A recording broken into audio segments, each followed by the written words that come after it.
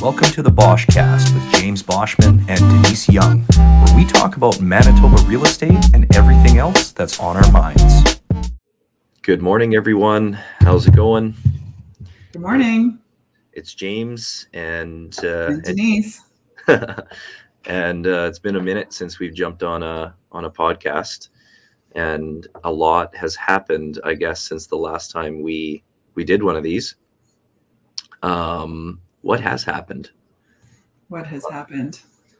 Bank of Canada has decided to pause their rate hiking for the second meeting in a row. Mm-hmm. I think the last time we did this podcast was What's prior. the last time we paused? Yeah. So my predictions were correct.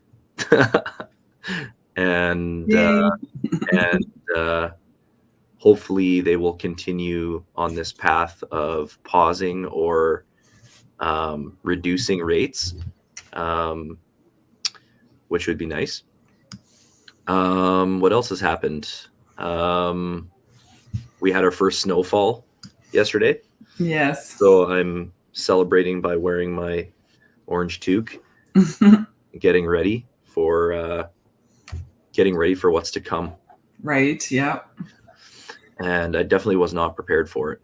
No. Like after 33 years of living with this, you'd think you'd be more prepared, but no. I know some years it takes us by surprise. This year we happen to get all of our chores done. I have my winter tires on already. Yeah. So maybe it's my fault because I did get them on last Sunday. Yeah. And got out, the winter sump hose put on, and James cleaned the HRV the other day. Got everything ready for winter. Yeah. We haven't turned on our heat yet, but I think that's coming. Yeah. Yeah. We did the sump hose thing. We have a frost-free tap on our house, but I still made sure that it was shut off and bled the line just to make sure. You never know. Yeah. We always like to drain the hoses and make sure that they're nicely tucked away. I put all the lawn ornaments away in the deck box, and we got a hot tub this year, so it's been a little bit more maintenance, just being outside in general, a little bit more maintenance with that, and it kind of forces me to pay attention to everything else now, and while I'm outside. But it's been we're really excited to use the hot tub. It's about, this is the perfect time of year for it. Oh yeah, it's amazing. But it's about, in terms of distance away from our closest outside door, it's about 16 feet away. Oh yeah. So, and then when you get out of our house in the back, we have like a storm door, and then you open the storm door and then you go into a 3-season sunroom, which is already unbearably cold in there. Right. So that's about 12 feet. So 16 plus 12 is 28. So we have about 28 feet. Let's just call it 30 feet. Yeah. From the warmth to the hot tub, inside the house. Yeah. So that's going to be really interesting in, minus 40. So you need some really nice robes and a towel warmer. Exactly. Yeah. And so we haven't bought those yet, but early Christmas presents likely. Yeah. Got to make sure that we have a shovel back there now. Yeah. We never used to really worry about shoveling the deck until it would get really, really piled up with snow. Yeah. Because our dog she loves the snow, and she doesn't need paths. No, she just makes her own path. But now we have to because of the hot tub. So have to look into buying like a little shovel for our deck. One of my clients has these mats that she put on her deck and on her stairs because she has dogs, and it melts the snow. Oh, okay. That'd be awesome by the hot tub. Yeah. Yeah. Yeah, it's going to be interesting. So, but I'm excited. I want to do the whole, go in the hot tub and then jump into the snow, do a couple snow angels, and then jump back into the hot tub. Yeah. Like a kind of like a thermia experience. Hot, cold. I don't know. I remember it actually burning a lot more than I thought it would. Yeah. Like it felt like, cause I loved having a hot tub, but I hated the maintenance of it. That's why we ended up getting rid of it. But it is a lot. It's a ton of maintenance. We went to, actually yesterday, Tara and I went to hot tub school. Oh, yeah. Purchased our tub through LCL Spas. Yeah. Which were absolutely phenomenal to deal with. Yeah, they were so good. And that's where we had ours from. Yeah. And they have a new location now. So they said, after you get everything up and running, you follow the instructions, call in and book a hot tub school. Mm-hmm. You just kind of go in and they teach you all about like the chemicals and the maintenance of it. And they kind of walk you through a hot tub and show you everything. And it was like pretty informative. But yeah, the amount of maintenance is like, holy man. Yeah. But I guess she did say, like, if you guys ever have anything or need anything, or if there's an emergency, that's what we're here for. Just call us and we'll send out the tech. Yeah. And they've been really good. Like when we were getting it set up, I had an electrician help wire it up. And after it was all up and running, the electronic pad where you like turn the pumps on and it shows the temperature and stuff, was glitching out, and the pumps would turn on and then they would shut off, and then they would turn on and shut off. So it was obviously an electrical issue. Yeah. And I phoned there and they sent the tech out right away, and they didn't charge for that. And he found that there was one little wire, like a little grommet thing, that hadn't been plugged in all the way on the circuit board. Yeah. So it was a simple fix. But and they've offered, if we need help with, setting it up, they would just send somebody out for free. So the customer service is really good. The customer service was amazing. I remember one time I was using it when I went to use it, and he was out of town. I think he was in China. Like, it wasn't like he was somewhere where I could just call him and say, hey, I'm having a problem. Yeah. Right. And when I opened the hot tub, it was cold. Oh, no. Like, oh, geez. Yeah. And yeah, I called them and they like were able to help me right away and stuff. And it was like, I want to say January or February. So like they didn't make me wait long at all because they don't want it to freeze. Right. Yeah. Yeah. Well, that's awesome. So yeah, speaking about the market and, the Bank of Canada. Yes. So today we're filming this. It's October 26th, Thursday. Yesterday, Wednesday, October 25th, the Bank of Canada announced that they were continuing their pause on the interest rates, which is good news. At least they're not going up. And there's a large percentage of the economists in Canada that are basically pricing in that they will not raise rates anymore whatsoever. Mm-hmm. The Bank of Canada, they had a pretty hawkish tone when they gave their press conference, and Tiff Macklem kind of said that they will do whatever they need to do to continue to bring inflation down. But Bank of Canada uses data that is lagging to make their decisions. And the data that they were using to make their determination is data that's been collected in August and September. Right. And, I anticipate that between the typical seasonal slowdown that we see, just in retail sales and stuff like that, along with the fact that, these interest rates, they've raised rates 10 times since the beginning of this whole cycle. They're starting to bite now. And, so you're seeing it in grocery stores, you're seeing it in, people being a little bit more hesitant to, spend, doing things like trips and, just spend like excessive spending in general, vehicles and stuff like that. And I have a client who is a truck driver, and just anecdotally, he was saying that, he's a contracted truck driver, and he was saying that, trucking has, all but, completely stopped. Like it hasn't stopped, but it's slowed down significantly. And that's a pretty good sign or indication that, the economy is slowing.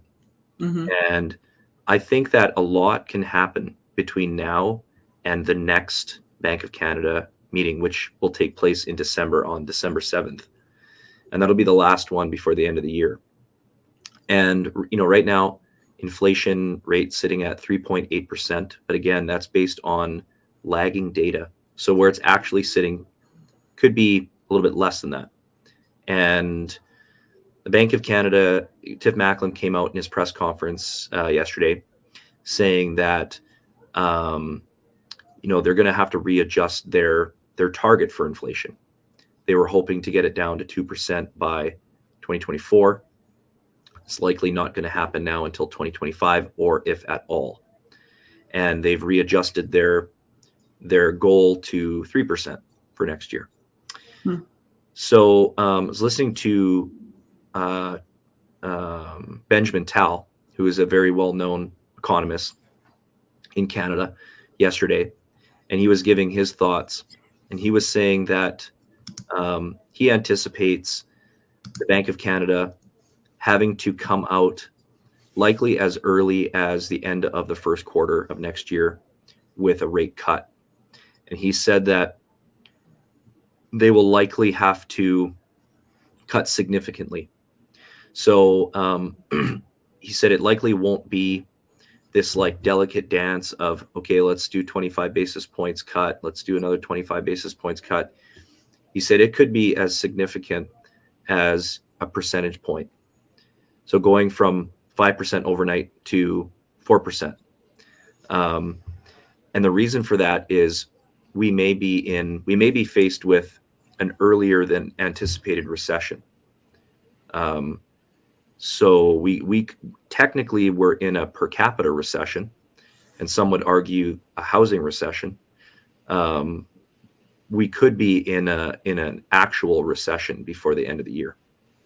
And so it'll be interesting to see what happens. But that would trigger the Bank of Canada to start cutting their rates sooner than what they're telling people. They're trying to maintain this hawkish tone of like, we're going to keep it as high as we need to, because of course it's not good for the market if they just come out and say, oh yeah, we're going to start cutting by February, because then the market goes crazy and there's this big frenzy in the economy, and it doesn't help to curb the inflation. So they have to use a hawkish tone. And Benjamin Tal is saying that it's likely the Bank of Canada knows that they've over tightened. They can always, it's easy for them to over tighten because they can always just loosen their right. And it's easy for them to do that. But a recession would kind of force that. And then you got to think about, okay, well, what does that mean for our market? And I was thinking about this a lot yesterday. I was talking to a builder client of mine, and a lot of people, the higher interest rates, what they're doing is they're essentially keeping people in their houses. They're preventing people in the move up market or the downsize market from making that move because there's uncertainty. Now I would argue there's a little bit less uncertainty. I think there's more certainty in the market, given that the market knows that the rates likely won't be going up anymore. So it can give people more of a peace of mind. But now they're going to be wanting to wait for them to reduce. Right. So if you just look at the state of our market right now, we have less inventory than we typically should have around this time of year. But we also have, arguably less demand. So when people can qualify for what they want, which, what determines what you can qualify for? You're starting to get into our topic of the day. Yeah. So we may be in a situation where, we have very little supply, and rates are forced to be cut, and we have all this demand all of a sudden. We have a lot of, right. I would say we have a lot of pent up demand right now. People that want to move, they need to move, but because of the rates, or because of the uncertainty, or because of their lack of qualifying for what they want, it's keeping people in place. But when that wrench is turned the other way, I think we're going to be in a heap of trouble. Because we're going to have such a tremendous lack of supply and an overwhelming demand for houses. And we haven't even, that's just our local market. We haven't even begun to scrub the surface of the immigration. And these people coming here with money that want to purchase property. And so I had this conversation with a builder yesterday who is reluctant to, risk his capital and build spec homes. And I know it is risky because, it's a lot of money. However, I do think, and I'm quite confident, that if you're a builder and it takes you on average 6 to 8 months to take a house to completion, by the time we get there, we're going to have such an overwhelming demand in our market. It's going to be the ones who have those spec homes that are going to see the largest return. I agree. On their investment. Yeah, I agree. Right now is the time to start putting them in. Put the basements in the ground. Yeah. But it's not happening in general. Developers have pulled back and they've taken the wait and see approach. Builders, same thing. And, people seem to think that recessions lead to lower prices.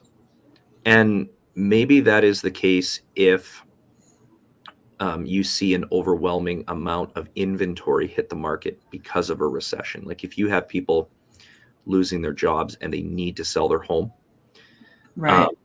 And you have this increase in inventory, then there's opportunity in the market. But I just don't see that happening because people in general, the majority of Winnipeggers or Canadians or Manitobans, they have a fair amount of wealth in their equity in their properties, and people will do whatever they have to do in a tough situation to avoid having the bank take their home away. And I think the government will probably step in before that even remotely happens, through subsidies or grants or, just, deferring payments, or they will do whatever they need to do. And it's only when that dam starts to break then that you see this influx of inventory and opportunity. But I just can't see that happening, it's barely happening in the big markets that fluctuate more, right? Like even if you're looking at like Toronto, Calgary, Vancouver, like prices are still pretty steady. They're a lot more volatile than a market like Winnipeg, who's like Absolutely. a steady Eddie. But yeah, I guess maybe we could get into the weekly topic, and then we can get into your story. Okay. It kind of ties into, it The weekly topic definitely ties into what's going on in the market right now. A lot of people are asking, should I wait to buy a house? Yeah. Should I wait to sell my house? But let's address should I wait to buy a house? For sure. Yeah. Let's do it. Well, the easy answer is no, don't wait. Yeah. If you can qualify at the current qualifying rate of 9.2, now is the time to buy, because even though there's a lack of inventory, the stuff that is out there, if it's not moving, like, you actually have opportunity. Yeah. You can probably negotiate. Yeah. You can probably get a home inspection. You likely won't have to bid on multiple offers. I mean, there are definitely still houses going into multiple offers these days, but I think I counted.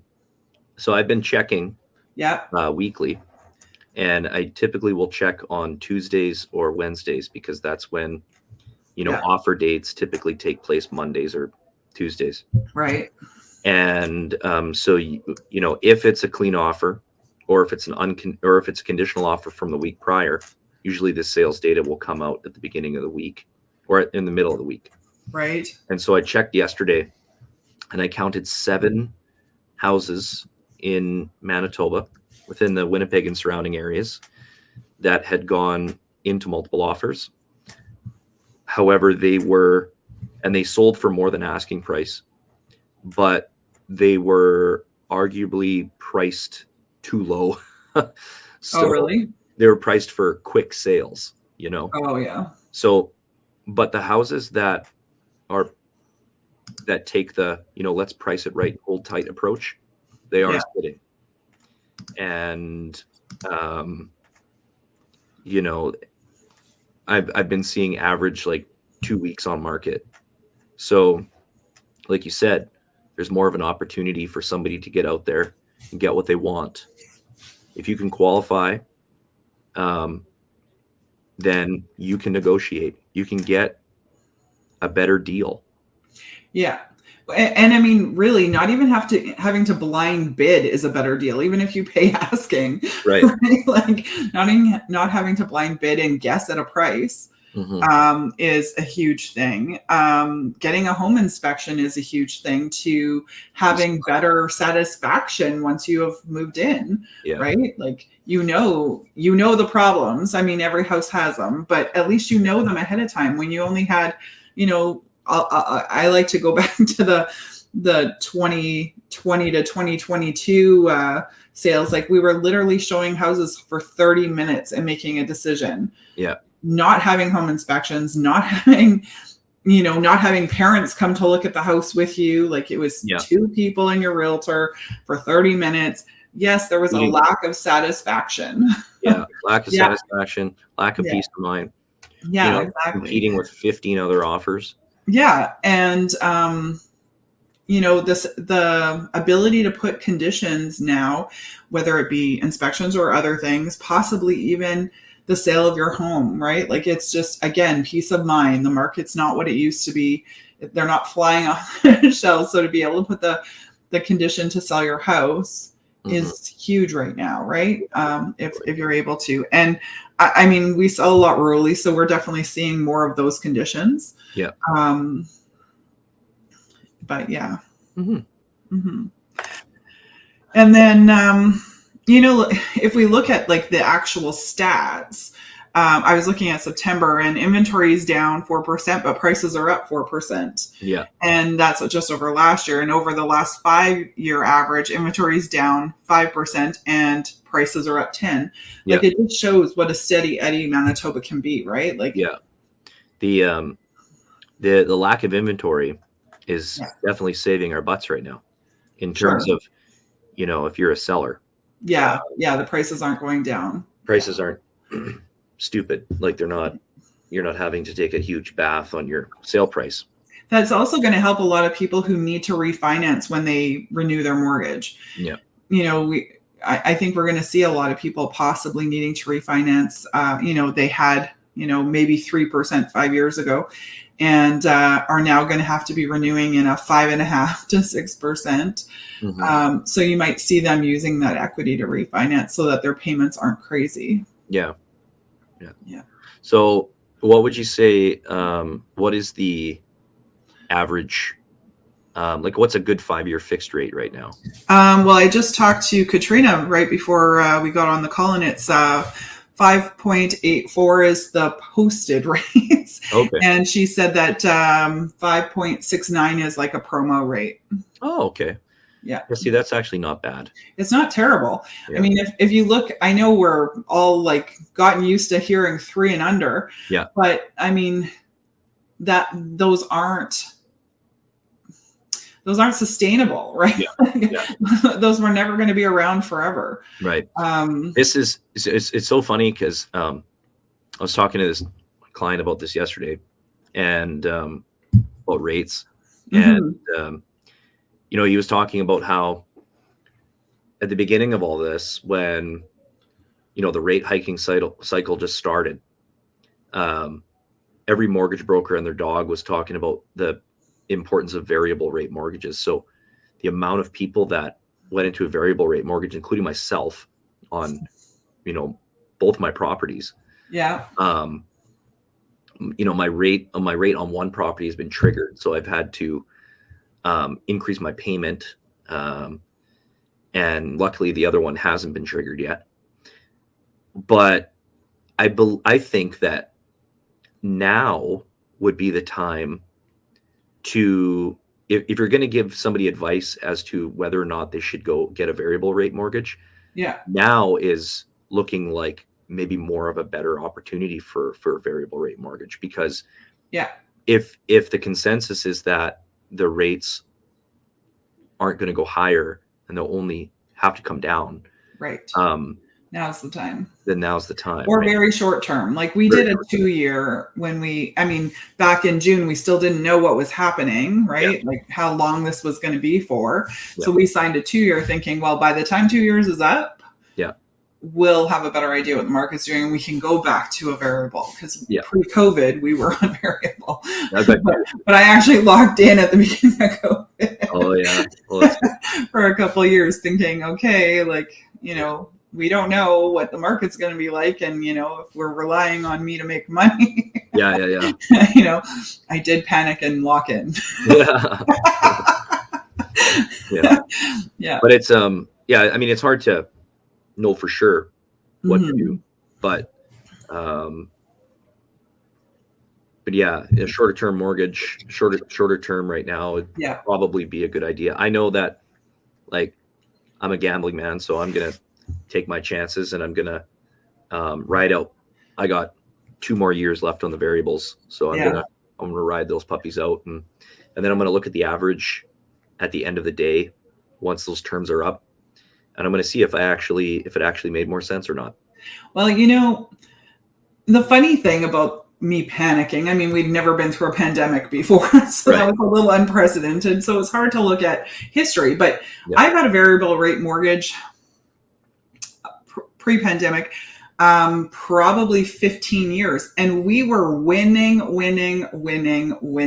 all that time. Yeah. Right. So even if I had lost for a couple of years, it wouldn't have been the end of the world. I still would have come out ahead, having had stuck with the variable rate in the long term. But you're going into a pandemic, and nobody knows. Everybody thinks this guy's so it's hard to look at the history. So even though I've always been winning at my variable rate mortgage, I did panic a little. And then once you've done it, it's done. You can't undo it until it's done.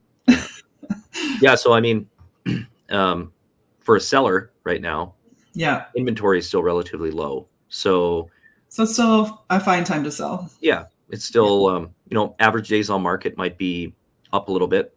But if you have a good home, I mean, we have to make sure that the emphasis is on making it show really well, making sure that it shows better than the competition. Yes. And it's priced fairly and not overpriced, because people are value shopping now, and they will find the best value for them. And, you don't want to help sell all the other houses in your neighborhood by having the highest price. Exactly. So, but if you're a buyer, it is a fantastic time to purchase if you can qualify, and you can get into the house or the area that you want, because I'm going to shout this from the rooftops if I need to, but I honestly think that by late spring, early summer next year, we may see an absolute shitstorm again of bidding wars. I don't even think it's going to take that big of a decrease to make it happen. I mean, spring is always higher demand for buyers, and I can't see the inventory increasing a whole ton. And so when it does happen, that tiny little squeak down, you're going to be paying less interest, but now you're going to be competing like crazy. We're going to see competitions like we saw in 2022, right? The overbid, the price that you'll have to pay because of the amount of demand in the market will far outweigh the payment. Absolutely. You'll have to make now. Any savings from interest rate decrease will be definitely consumed by having to overpay. Absolutely. But no, that's great. Just looking at my notes, I think I said everything. No, that's perfect. Like I know, and again, just my personal anecdote. Like I'm thinking about purchasing. Well, not thinking about it. It's happening, but purchasing land to build a spec home. The way I look at it is, if I'm going to be telling my clients that this is what they should be doing, then I should put my own money where my mouth is, right? And do it. Awesome. Yeah. And so that's what we're doing. And we're we just finalized our corporate documents. And we're going to be building a spec home. And I'm hoping that by the time it's ready, it'll be sold, and because I'm so optimistic that things are going to turn around. But so I'm buying. We skipped over lots of stuff. You got a dad joke for us? Oh yeah, shoot. I do have some dad jokes. I have them written down, actually. So this is going to be really lame, but really awesome. So I called the paranoia hotline. They answered, "How did you get this number?"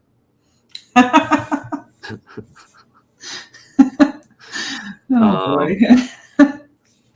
I just started my job as an executioner. I'll be heading there soon. And last but not least, my family just learned that Grandpa has an addiction to Viagra. No one is taking it harder than Grandma. Oh my God.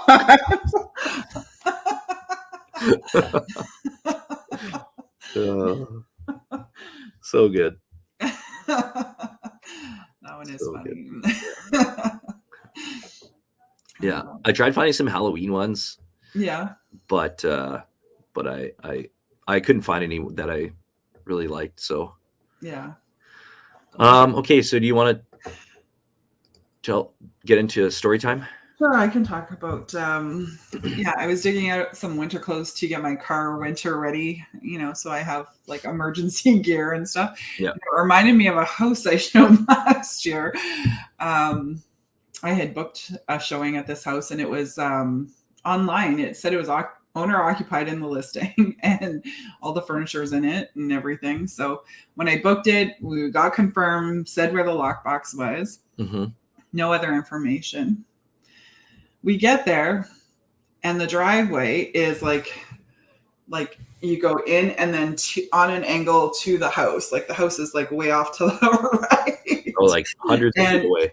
and at least about 150 feet of, I'll say driveway, 150 feet from the road to the house. And it's like knee to thigh deep of snow. Wow. And I was with a pretty motivated buyer. So, so we trudged through the snow until we hit what I later saw in pictures was a retaining wall for a flower bed. Oh God. Because you have no idea where to go when everything's so covered in snow, right? Like, and we hit this thing, and then one of us climbed over it and one of us went around it. And finally get into this house. And like, I was in like runners. Wow. Not prepared. No. And she had her boots on, but obviously still not adequate for this house. Yeah. Like, I don't know too many people that wear boots on a regular basis that go up to their thighs. Yeah. It was just ridiculous. But I'm like, it was a lot of effort to see a house, but when you're motivated, you do it. It was an interesting house to see though. But all that to say, it was vacant, obviously, by the time we looked at it.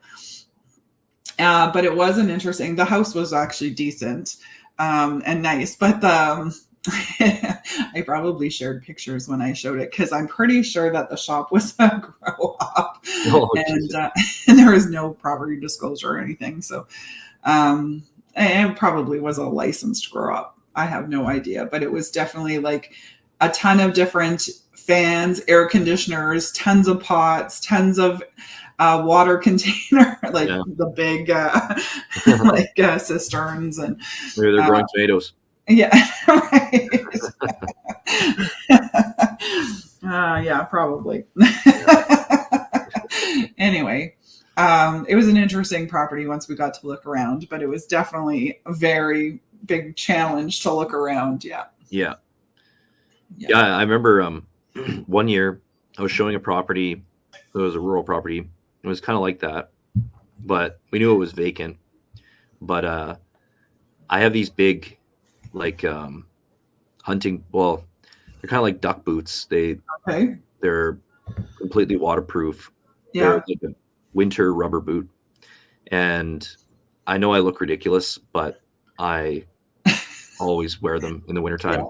Yeah, sure. And so I went up to look at this house, and it was vacant, and same thing. They didn't plow the driveway, so we parked at the end of the road and kind of trudged through. And I was like paving the way with my boots, for my clients. Yeah, and I wanted. They went inside. I let them in, and then I wanted to walk around the outside with the husband to like just look at the state of the exterior of the house. And I hit this thing really hard when I was trudging through the snow. And I looked down, and it was the concrete holding tank, but the lid wasn't on all the way. Oh. So when I could have fallen in, is what I'm saying. If I had taken one more step, the lid was like in the middle. Yeah. And it was going like this. Yeah. So had I not kicked it, like hit it as I was trying to make a path for my client, I would have definitely stepped on it, and I probably would have slid into the holding tank. Oh my God. Yeah. And but we noticed it, and I opened the lid, like we both lifted it, and we looked inside, and it was just full of snow. It had been like that for a long time. Well, I guess though, if it's like half off, it's gonna fill up. Yeah. So we just closed it up, and then I told the listing agent about it, and she was thankful that I called her to let her know, and that I had stumbled across it and fixed it, because that would have been a real shitty situation for somebody. Literally. Yeah. But yeah, oh my goodness, the joys of showing. We come across, Yeah, the joys of showing, especially rural properties in the wintertime. Yes. Obviously, both rural. Yeah. Yes, definitely. They just bring an extra punch in the winter. Oh yeah. But at least I always think, like, at least tell the showing agent what's happening, right? Like, so they can be prepared. That wasn't the only property I showed last year where that situation came up, right? Like, but I mean, it was the only one I came unprepared to because I wasn't warned, right? Like I drove all the way to Woodridge for one. And yes, they had warned me that the people had moved out last week. I don't know if the driveway will be cleared, right? So I came with giant boots and, and a bunch of other stuff so that I could make sure me and my clients could get in there. Yeah. Right? Yeah. And come prepared. Come prepared. I can prepare my clients. Right? And if they're not prepared to walk through it, then they can decide to cancel. Yeah, exactly.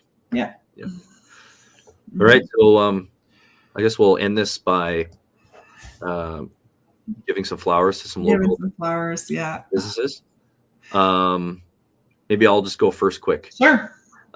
So I know I touched on our hot tub experience. So I should actually give a shout out to LCL Spas. Okay. They're located in the St. James area, close to Pole Park. They just moved to new location on Barry Street. Nice. And so anybody out there is looking for a hot tub or a sauna, or they sell, it's not the time of year for patio furniture, but they sell patio furniture. And wicked showers. Yeah. And I would say one of the best customer service experiences I think I've ever had. They were just so friendly and so helpful and going way above and beyond to show us what to do. They could have just sold us a hot tub and just said, here, watch this video or read this pamphlet and figure it out. But they were adamant that we knew exactly what we were doing. And, my wife was really happy with them too. And they gave us a great deal on the hot tub. But then what also really impressed me was yesterday when we went back to this hot tub school to learn about everything. They have their displays, their hot tub displays all over the place. So we're walking around and I was like, we need to get a step for our hot tub. And because we built it on a pad and we have a deck that goes up right up to it, but there is a bit of a step to get in because you have to step over the side of the hot tub. It's about deck's about halfway up the hot tub. Right. So still pretty decent step to get in there. And so our villa, one of the owners, she was like, "Oh, do you guys want a step?" I was like, "Yeah, I'm actually pretty interested in getting one." She said, "Oh, well, did we not give you one?" And I was like, no, it didn't come with one. So then she says, "Okay, come with me." So then she's like, "We have a gray one, we have a black one." And I was like, "How much are they?" She's like, "For you, free. Just take it." And I don't know if they were supposed to give us one, but it wasn't on the invoice. And she said, it wasn't on the invoice, but you guys can just have one.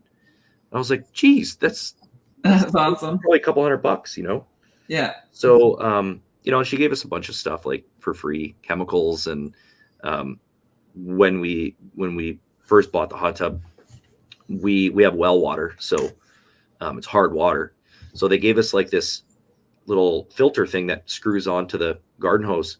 Yeah. And gets rid of all the calcium and iron and stuff.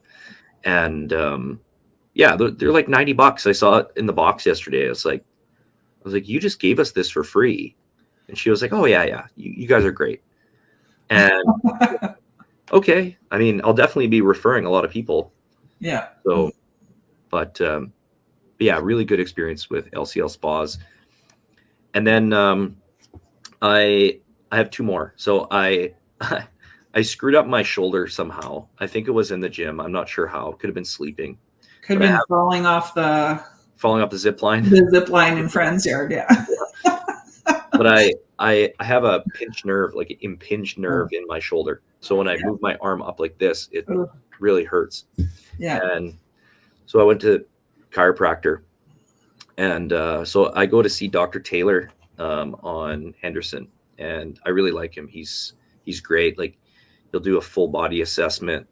And, he's not just snap, crackle, pop type of chiropractor. Like he shows you almost like a physiotherapist, and he kind of shows you different exercises that you can do using different balls or hot and cold packs, and even different body movement exercises that you can use to that you can do to help build the muscle around it. Yeah, fix the weakness. Yeah, fix the weakness. And so he snapped me up pretty good, and now I'm feeling great, but I'll be going back probably 5 or 6 more times. Yeah. So and then empty cup. So being that we're at a cloud-based brokerage, I meet people a lot at coffee shops, and which I like. And one of my favorite places to go has been Empty Cup, particularly the one in Sage Creek. Oh, okay. I was going to say which location. Yeah, Sage Creek is good. The one on Janet is good because I go to the Good Life gym right behind the one on Janet. Okay. And I had to stop in there. I have an addiction to these nitro coffees. Yeah. This is like a freaking AA battery right to my brain. And, but they're unsweetened black nitro coffee. So it's just coffee and water, basically. Yeah. But they're so good. They're so smooth. And last time I was in there, I bought a case.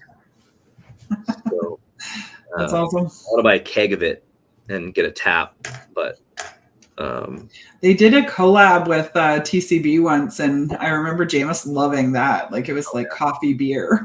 Yeah, so good. Yeah, they just have really great coffee. And they do have beer on tap. Like they have TransCanada Brewing on tap there. So if you go for lunch or whatever, they have food, and they have these overnight oats that are really good.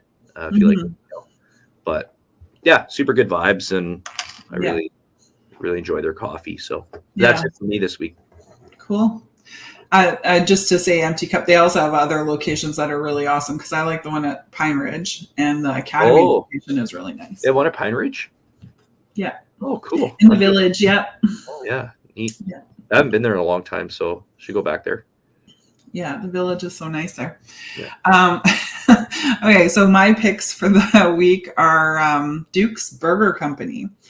So I live in Niverville, and one thing Niverville doesn't have, we have a ton of pizza places and a few places for, lots of other restaurants, but we don't have a good burger place. And Duke's is a food truck that opened up on 59, just north of the Niverville turnoff. So this is as close to Niverville as it can get. Cool. And they do have a Facebook page. I was really impressed with how diligent they were with Jameis's allergy, because he's allergic to onion, and it's, always a concern when we're going to, I often will try to find places that are like chef run, because, chefs are more trained with allergies and stuff like that. And it's always disappointing when they still manage to somehow make him sick. And these people did not, even though one of their burgers is literally called "Give Me All the Onions." Oh, and when I told her that he had an onion allergy, I actually called ahead to see if it was possible for them to what's in their burgers, what's in their sauce, I always ask those questions before we go anywhere. Yeah. And she's like, okay, let me know when you come so that we can make sure that we clean a spot on the grill just for his, and we'll keep him away from the side of the grill that we're doing onions on. So, and they did, anyway, it was awesome food, good food. I'd definitely go there again. And then my other one, is Rocky Mountain Soap Company, one of my very favorite body shops for, shampoo, conditioner, body wash, soaps, all that stuff. Yeah. Face cream. I love that, even though it's based out of Canmore, so it's technically not local. One of the owners is from Manitoba, so they actually keep a location at Polo Park. and it's the only place in Canada besides Alberta that has one. Because of their link to Manitoba, right? Yeah. They keep that location. They have tons of scent-free products, as well as the products that they do have scent in. It's natural scent, so it doesn't trigger my allergies. It's a lot, I'll say, healthier for you, I'm sure. Yeah. Essential oils probably still have a bit of neurotoxin to them, but not like artificial scents do. Yeah. And like it's not nearly as poisonous. Oh, yeah. And so most of their scents are natural or food grade. So yeah, they're really great. And they also have a huge commitment to the environment that's practical. Like they're not like saying like their stuff is like super environmental. They do have a recycling program, but again, they're not like phony about it. They only collect back the stuff that they can actually refill, like wash and refill. They're not like trying to tell us that they can take back all our bottles and then and then just tossing them out like some places do. Do they do you know if they do laundry detergent there? Oh, they don't. You know, they have a laundry bar for stains. Okay. But that's it. Yeah, I know. That's one of the things I've struggled with for laundry. And off podcast, I'll tell you the two things I've come up with that work for us because of my scent allergies. Yeah. And yeah. And, yeah. Okay. Cool. Well, that's it for this week, I guess, eh? That's it. That's all. Yep. So we'll have to make this winter's here. Yeah, so I know. We got to make a better commitment than we did over the summer. I'm sorry. I was a little focused on my hiking goal. Oh, yeah. Once my knee recovered, I was like, I need to try to make up for lost time. Yeah. Absolutely. Yeah. And it was amazing how quickly I think we went like 8 weeks or something without a podcast. And I'm like, are you sure it's been that long? Because it felt like a minute. Yeah. Yeah. Alrighty. Well, thanks everybody for watching, and look forward to catching you on the next one. Yeah. And if anybody has any real estate related questions, please give Denise or myself a call, and I'm more than happy to help. That's right. All right. Peace out, everybody. Take care. Have a great week. Bye.